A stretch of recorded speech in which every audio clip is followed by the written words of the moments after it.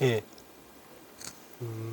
짧게 하나 말씀을, 지금 현재 장 상황에 대해서 잠깐 말씀을 드리겠습니다. 지금 뭐 거래소 같은 경우는 지금 보합권에 머물고 있습니다. 살짝 마이너스 정도인데 보합권에 머물고 있는데 일부 업종 같은 경우는 주가가 움직이고 있습니다. 그 중에 대표적인 기업이 화학이라고 볼 수 있는데,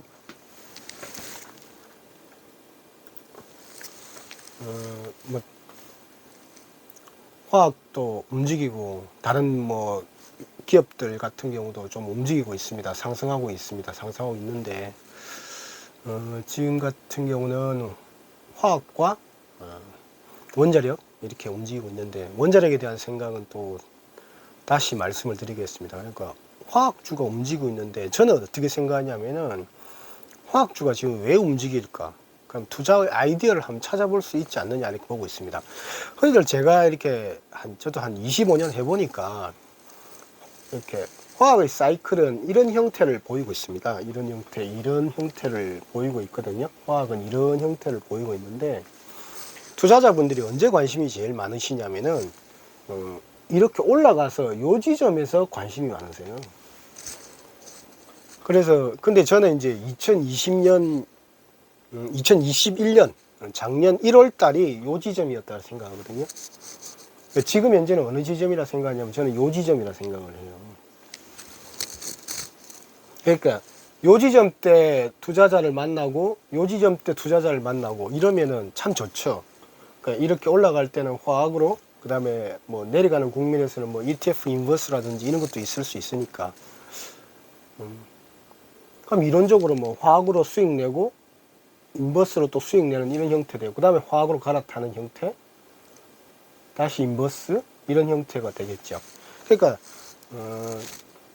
그러니까 정말 투자자분들을 이렇게 뭐 제가 유튜브 방송을 해서 이제 시작해서 뭐 그런지 모르겠는데, 참 이 지점 이렇게 낮은 지점에서 만나기는 어려워요. 왜냐니까 관심이 없으시니까. 그리고 전달체가 좀 미흡했던 것 같아요. 근데 지금은 제가 요약해서 말씀드리면, 요 지점은 2020년도, A 지점은 2020년도 한 3월경이었다 이렇게 보시면 될 것 같고요.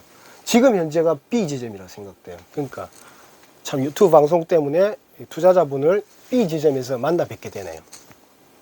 제가 B 지점이라고 생각하는 이유는 이렇게 이제 이렇게 올라갈 거라고 보는, 화학업종이 올라갈 거라고 보는 이유는 세 가지인데, 그건 늘 또 데이터를 업데이트 해 드릴게요. 첫 번째는 우크라이나 사태로 인해서 국제유가가 많이 올랐고, 흔히들 네덜란드 가스 가격이 많이 올랐어요. 많이 올랐는데 네덜란드 가스 가격은 거의 반토막이 났고, 여기 최고치가 WTI 기준으로 95.82였는데 어제가 91.0이에요. 마이너스 한 5% 정도 빠지니까, 우크라이나가 어떻게 해결될지는 석유가 미리 알고 있다 이렇게 보시면 돼요. 왜냐하면 가장 이해관계가 첨예하니까, 3대 석유 국가가 러시아거든요. 그 다음에 중동, 그 다음 미국 이렇게 돼 있기 때문에 많은 이해 당사자들이 몰려있기 때문에 집단지성이 발동하는 데가 석유라 보시면 돼요. 모든 가능성들이 다 석유 쪽으로 온다 이렇게 보시면 돼요. 그런데 95.82를 찍고 지금 91.02야? 왜 빠졌을까? 그러니까 뭐 예를 들면 우크라이나 현지에 밝은 사람도 석유에 관련돼 있을 수도 있고요. 그죠? 미국, 워싱턴, 그 다음에 러시아 모스크바, 중동 95.82에서 91.0이다. 그러니까 유가가 빠지니까 지금 현재는 경제가 확 살아나야 되는데 아직 못 살아나는 상황에서 원가만 올라갔는데 원가가 빠지는 거예요, 이제. 그러니까 지금 경제는 어떻습니까? 뭐 가면 전염병 예방, 접종률 87%, 금리 인하 확고, 중국 같은 경우는 베트남 외국인에 풀고 이러니까 올라가는 국면에, 경제 국면에 원가가 빠졌네. 첫 번째. 두 번째는 제가 이 지점이라고 생각하는 이유는, 이렇게 원래는 이 지점에서 이 지점으로 갔어야 돼요. 그런데 여기에 중국의 코로나 봉쇄가 있었고, 그 다음에 유가만의 상승이 있었어요. 이 지점에서 이렇게 화학은 이렇게 폭 빠져버린 거죠. 근데 보면은 이 지점과 이 지점의 공통점은 뭐냐면 현재도 저금리예요. 지금 미국도 저금리예요. 중국은 오히려 금리 내렸죠. 저금리. 그래서 저금리는 낮은 국면이라 보시면 돼요. 고금리는 높은 국면이라 보시면 돼요. 그래서 제가 볼 때는 이 지점이다. 저금리 상태라 저는 보여진다. 이렇게. 두 번째는.